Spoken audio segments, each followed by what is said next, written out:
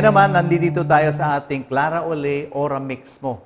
Ang gagawin natin dito, I'm going to show you one of the many flavors of Clara Ole Ora Mix Mo. We are going to make a tocino fried rice, tocino flavor, itong mix na ito. Now, ang gagawin natin dito is we're going to create a dish. Actually, Clara Ole has a cooking competition going on right now. It's the Great Cook Fest.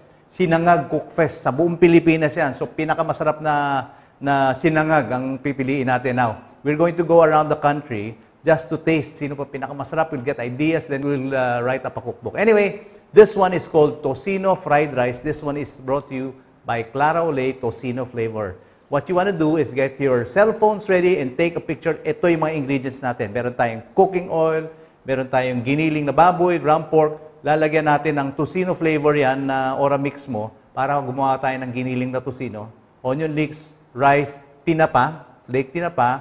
Meron tayong wansoy, chopped garlic, tapos fried garlic, tapos chopped spring onions, saka red eggs. Okay, gagawin natin ay ganito. Sarap po nito, believe me. Okay, cooking oil. So, yung mga televiewers natin dyan na mahilig kumain, okay, I'm sure isa sa favorite nyo, just like me, is fried rice. So, kanya-kanyang imagination to. Tapos, lagay natin tong ating giniling. Yan, ating giniling. Halo-halo lang natin lahat yan. Hanggang yung pinkish color niyan. Okay, lagay na natin yung ating leeks. Yan, para may kulay siya. Actually, ang sarap po nitong recipe na ito. And then, what we will do is we will add in our Clara Ole Ora Mix Mo Tocino flavor. Okay. Lagay natin isang pakete dyan. Alam mo, isang pamilya kayang pakainin ito. Kaya lang, kung kasing lakas nyo kung ako kumain,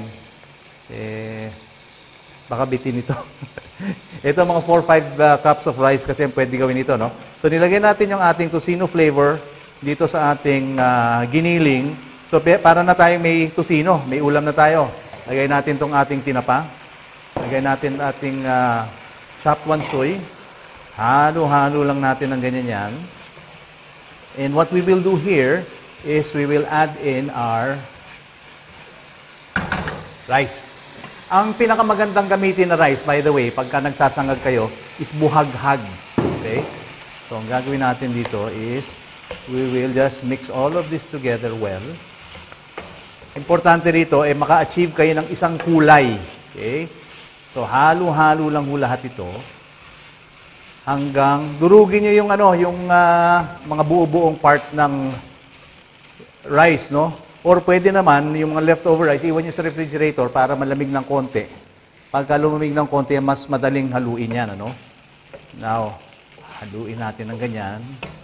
Believe me, masarap na masarap ito. Winner itong recipe na ito, okay?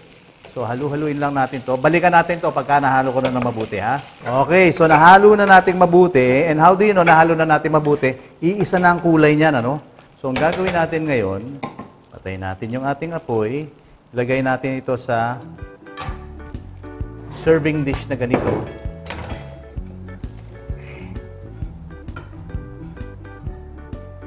Sarap nito, believe me.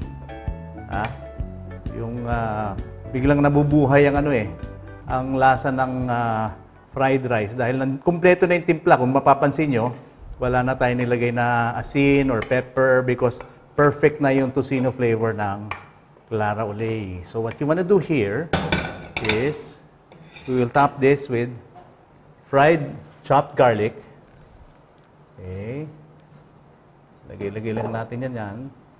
Lagay natin itong ating itlog na pula.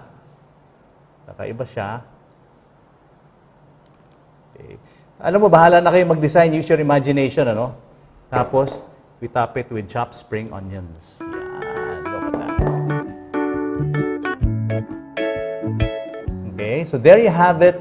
This one is called Tocino Fried Rice. This one is brought to you by Clara Ole Ora Mix Mo Tocino flavor. Sarap. Try it.